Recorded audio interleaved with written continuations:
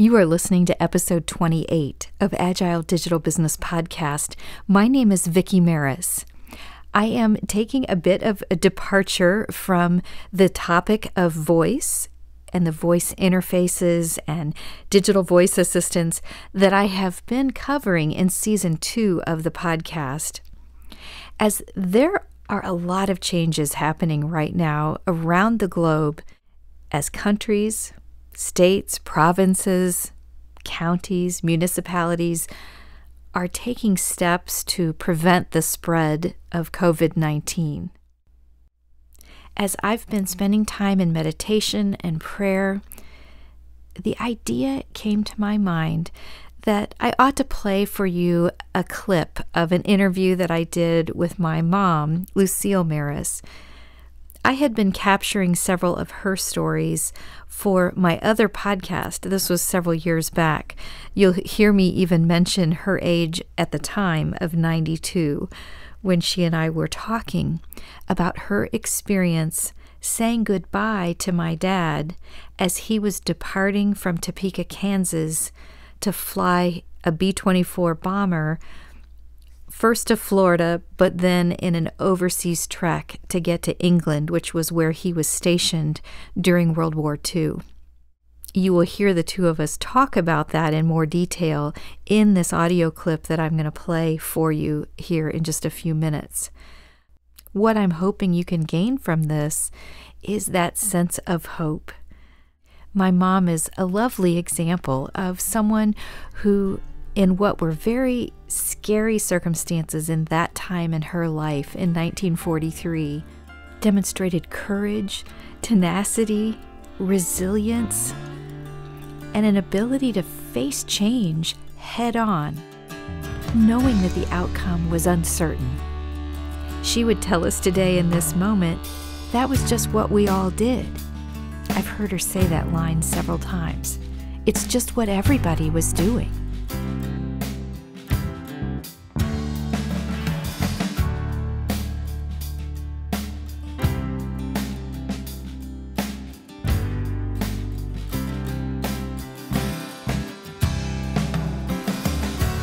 That was a very scary time for my mom, with lots of unknowns for her and for her friends, for my dad and his crew, and everybody that was serving in any capacity in World War II, and for all the families and all the extended family. And it was an event that reached around the globe. I was just speaking with my mom over the lunch hour today via FaceTime, and we were talking about things that she's doing to sort of combat the loneliness. They've been asked to stay within their apartments in the assisted living community where she is right now. And she's done things such as she's continuing to move. She likes to get out and walk the hallways, and she plays bridge and euchre and other card games with several of her friends that live in this same community. So she's gotten her set of bicycle pedals out. She keeps them under her chair. So she's gotten those out and is using those since she feels like she shouldn't be out walking the hallway right now. She's still drinking plenty of water.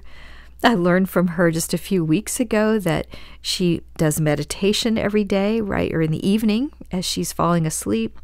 She's very prayerful and has for her whole life been a strong Christian woman who has relied on her strength and her faith to get her through difficult times. So I'm seeing her doing things today that are very similar to those things that she did age 21 when she was facing a world crisis and having to say goodbye to her husband, my dad. And she kept moving, and she kept taking care of herself so that she could take care of the loved ones around her. She is such an inspiration to many people.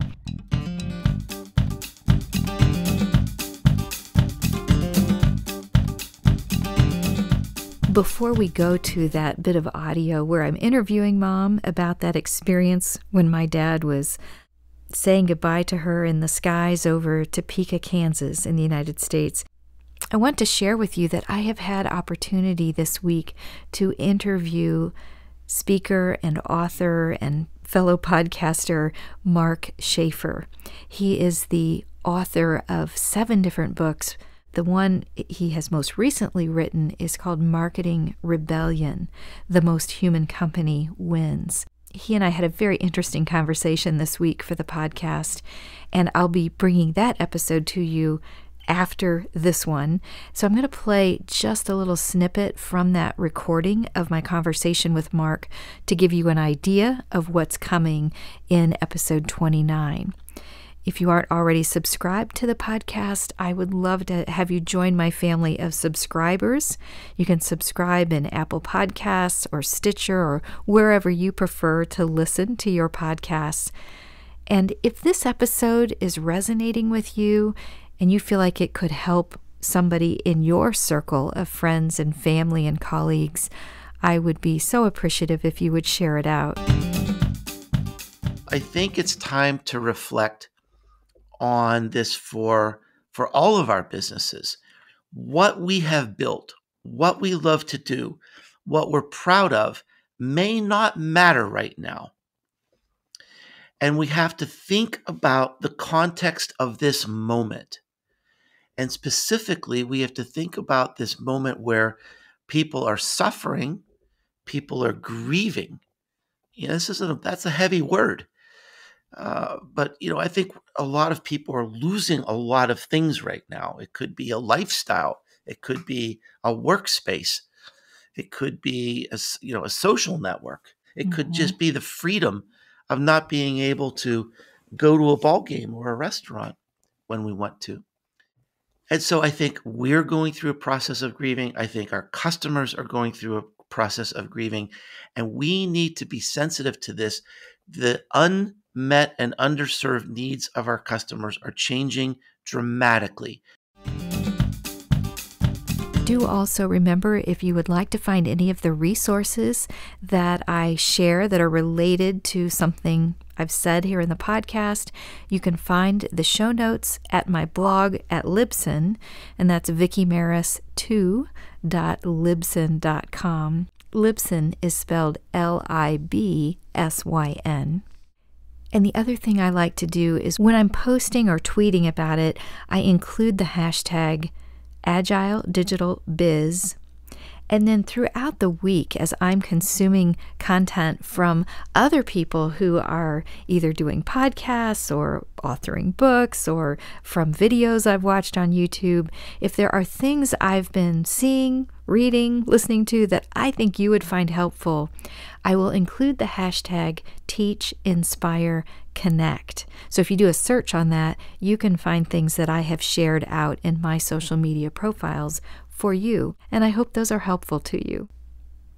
With that, let's go to the interview with my mom, Lucille Maris, and listen to her recall what it was like the day that my dad said goodbye with the wings of his B-24 as he left to go overseas with his crew.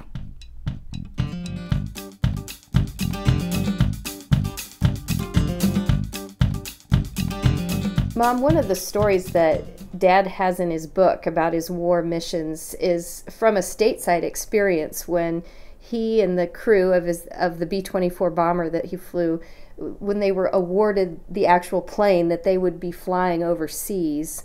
And I understand that you and some other wives were in Topeka at a hotel, and Dad tells it's kind of a funny story about him buzzing the top of that hotel with his B-24 to say goodbye. But I'd love to hear your perspective of that story. Would you share that with my listeners? Well, yes. To start with, we were stationed at Patterson Field in Colorado Springs when they completed their training that they needed to do before they actually headed for overseas. And they got, as Ms. mentioned, they were awarded this B-24 bomber to fly to England. And they first had to fly to Topeka, Kansas for their departure from the States. So 3 other wives and I, one of the women had a car, and we drove to Topeka, and we're staying at a hotel And our husbands were also at the hotel with us when they weren't at the airfield. But their preparation was to only last a few days, and then they were to take off for eventually in England. And so they would come in the evening, and we would have dinner together and that sort of thing. And so the last 3 days, we would be prepared for them to leave and not see them again until after they came home from the war. When they went to the base that morning, there were 3 different days that we went through this. We'd tell them goodbye and expect them not to come home that evening, but it was 3 days before they actually were able to take off because of weather or some other reason that I'm not familiar with anymore. But on the 3rd day, we were always listening for the airplanes because we knew they were going to come by the hotel. So we heard the airplanes that morning. We got to the roof of the hotel, and sure enough, here came the airplanes from our right, but they were the same level as the top of the hotel. And as my husband's airplane went by, they tilted the wings in a goodbye sort of thing, so we knew they were on their way to England. So it was a pretty traumatic morning, but there were 2 other traumatic mornings before that as we thought they were leaving. So it was just one of the things. It makes my heart flutter just to even think about, well, first of all, saying goodbye 3 different times, and then that I mean, what was that like, watching him fly off into the distance and you not knowing? Because I'm sure at that point you knew the chances of him surviving the bombing missions was not great. That was pretty traumatic because when they flew off, you thought that might be the last time you ever saw any evidence of them. Wow. Did that picture stay in your mind for a long time? It's still here. It's still in your mind at age 92. How old were you when that would have happened? 21. 21. Yeah. Goodness, I just can't even imagine doing that when I was 21. Do you remember the name of the hotel you were staying at Topeka? The Jayhawk. The Jayhawk. I'm curious how you were able to get on the roof of the hotel. I don't know if you could do that today.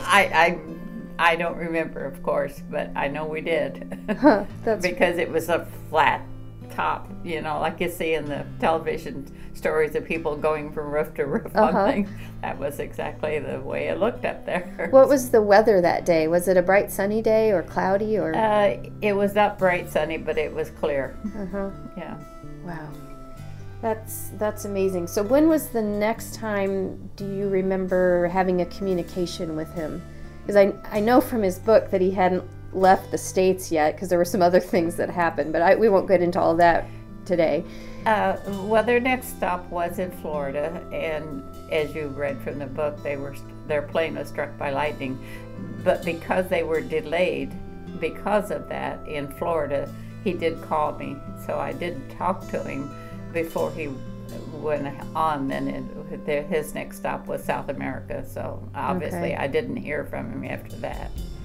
We had no cell phones or anything back then, so there was no communication. Can you picture how he would have called? Would that have been from a phone booth, or would he have had access to phones on the base? Do you have any idea? I have no idea. Probably a phone from the base. Yeah. Because they would have been stationed at the base while their plane was being repaired. Okay. Well, for my listeners, I want you to know one of the things I'm working on is I'm editing and adding some additional writing to my dad's book, and this portion of it where he talks about the storm they flew through from Topeka to get to Florida, and the base in Florida thought he was missing because they had lost all radio communications. And they landed without letting them know they were coming in. They were reprimanded for that. Yeah, it's an exciting part of the story. The whole book is riveting, even in its current state, but I'm adding some of my mom's perspective as a stateside bride, and just doing some just general editing to it to make it available. So anyway, Mom, thanks so much for sharing that particular, I'll call that one a love story, of Dad waving his wings of his B-24 to say goodbye before he headed overseas. That's a really neat It's a fond memory. Yeah. Thank you.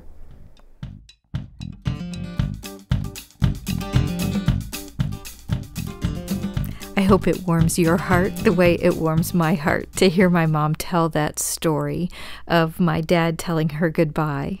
I have also heard my dad tell that story, his version of it, many times. He was called to come over to Purdue University in 1955 to build their aviation program.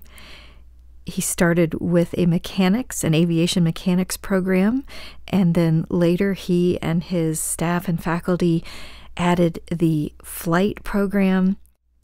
He had a long and very interesting history in his life at Purdue as he grew that program. Even in his leadership of that program, he always continued to teach a course in aviation history. He did a lot of public speaking and shared some of these stories from his experiences many times with other people so that others would know what that time during World War II was like, at least from his perspective. Me being a child who came along late in the lives of my folks, I often tagged along when he was out doing those public speaking events, and therefore got to hear these stories many times over. And it has inspired me to collect their stories. I've collected them together in a 2-disc audio set. I have created an online course in Udemy that is a documentary video style course that tells my mom's stories. I interviewed her on camera as she talked about the scarcity that was in the U.S. when she was moving from base to base to follow him as he got his flight training. She talks about the unknowns, the uncertainty, and the way that she and other wives of the crew members that my dad was training with, how they all dealt with those situations. I am grateful that you have reminisced with me by listening to this episode of the show. One other thing that I have been working on for you to help you in these really uncertain times is I've been doing some live broadcasts from my Facebook page, which is VJ Maris. I've been sharing excerpts from my journal, which is called Changing Life After a Life-Changing Event, 30 Journal Prompts and Stories to Help After a Loss. I invite you to come and join me in those live broadcasts if you'd like to watch as I'm reading excerpts from the book and sharing things as they are unfolding. I'm just hoping that as we spend a little time together on the broadcast through the chat function in a Facebook Live, that we can all feel a little bit more connected and maybe give each other some ideas about dealing with this time of uncertainty. So if you'd like to join me over there, I would love to have you be a part of those live streams. Or you certainly are welcome to watch the replays of the broadcasts as well.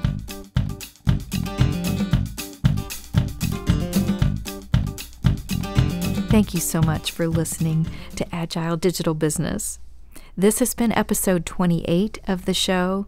Please remember that the next episode, number 29, will be my interview that I just had recently with Mark Schaefer. I don't want you to miss that episode. We had some very interesting conversation, and he provides several thought-provoking points for us about how we meet our customers where they are during this global crisis of COVID-19. And if you are listening to the podcast well after we are past the scare that rattled the globe during the coronavirus outbreak, I am glad you are here and that we are past that concern. Thank you, my dear friend. I look forward to connecting with you soon. Now remember, let's teach, inspire, and connect.